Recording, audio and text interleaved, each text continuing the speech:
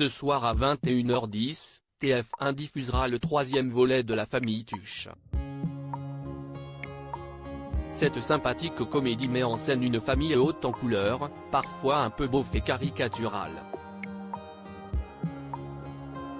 Mais de qui s'inspire La famille Tuche? Depuis 2011, La famille Tuche fait exploser le box-office.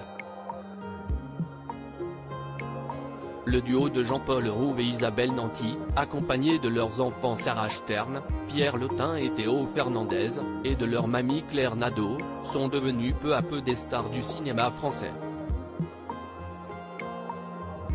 Il y a quelque temps, la comédienne nous racontait comment elle avait connu son mari de fiction, Jean-Paul Rouve.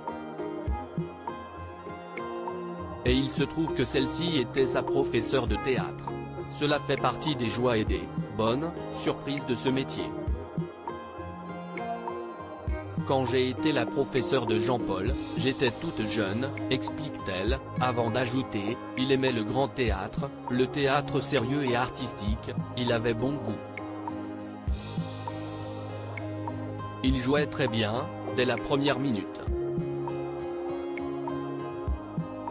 On comprend mieux d'où vient la complicité entre les deux acteurs.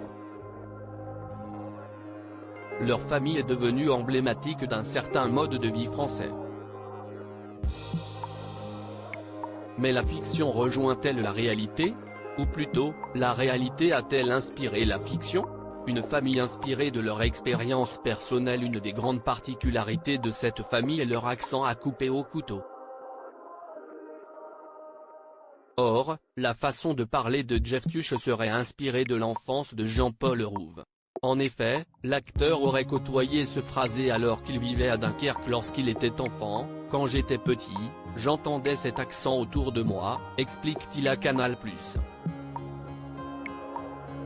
Isabelle Nanty, quant à elle, s'est aussi inspirée de son expérience personnelle pour interpréter le personnage de Cathy Tuche. Elle aurait passé toute son enfance dans un village de la Meuse. Mon accent dans le film, si est-il l'accent de là-bas, celui que j'ai lorsque je ne fais pas l'effort de ne pas en avoir. Nos deux Tuches sont donc plus proches de leur personnage qu'on ne le croit.